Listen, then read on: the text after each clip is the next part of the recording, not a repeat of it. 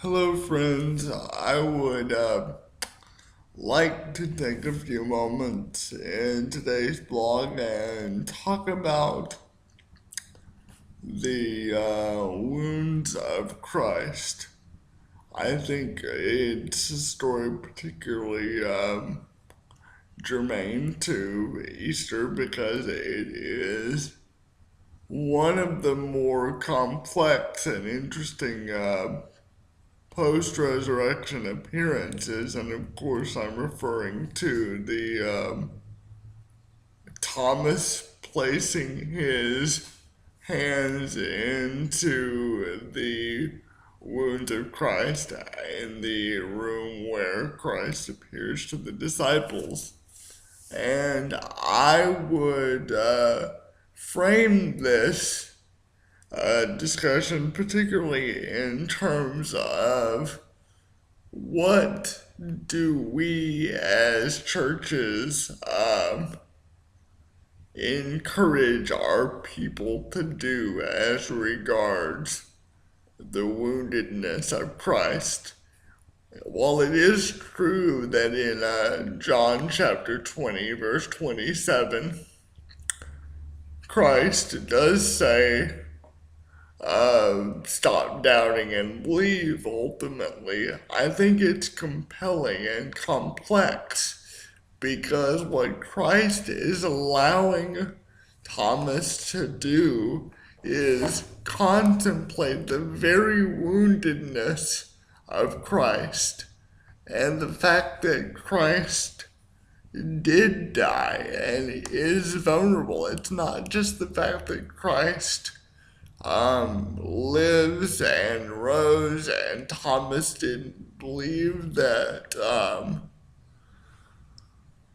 Christ is now living and was resurrected. It's the fact that Christ could die at all, that this person who Thomas believed in as the Son of God, somebody that led Thomas undoubtedly to a new understanding of his relationship to God and the world around him, could die at all. And so Christ confronting Thomas and asking Thomas to place his hands in the wounds is not just an invitation to Thomas to doubt and to stop doubting and believe. It's an invitation to Thomas to embrace vulnerability and to embrace the fragile beauty that is a relationship with God in a new and compelling way. And in a way, Thomas, I think even after the experience, may not have been fully comfortable with.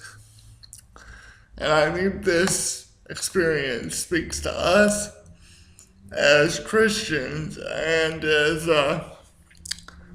maybe those in church leadership and with prominent positions in the church at the very least.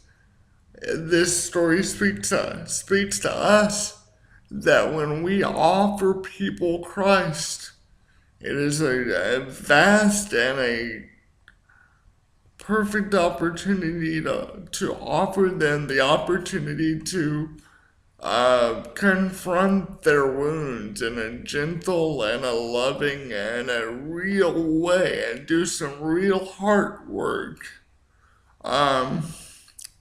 But too often, I think the church has done the wounding as much as it has allowed people to heal from wounds. We don't tend to like vulnerability. We don't tend to like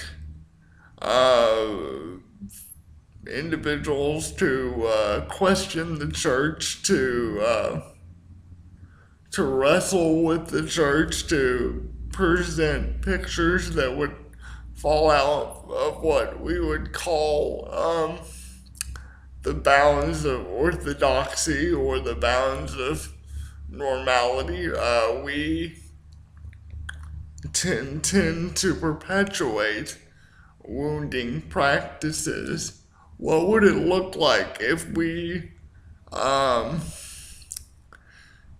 really talked about violence against one another, and we really embraced the healing of victims of sexual and domestic violence, and really came along and companioned those type of people? And what would it look like if we really came along and companioned people with disabilities, and if we really took time to listen to the stories of discrimination and the stories of violence done to those who are homosexual, or any myriad of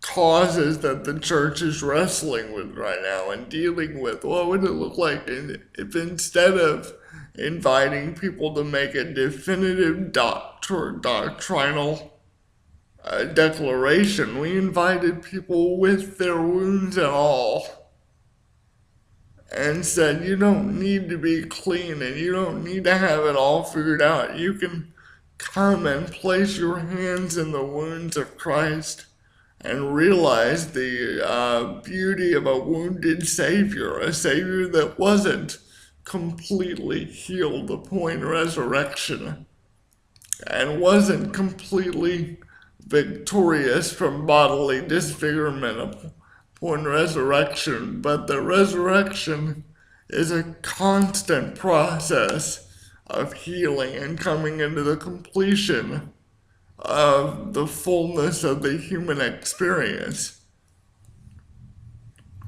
That's what I think Christ would invite his church to do, and that's what I invite us to do as the leaders of the church today, is let people have their wounds and explore their wounds by truly understanding the depth and beauty of serving a wounded Savior. I think that's a completely glorious message. I think that's an Easter message, and that's what I invite us to.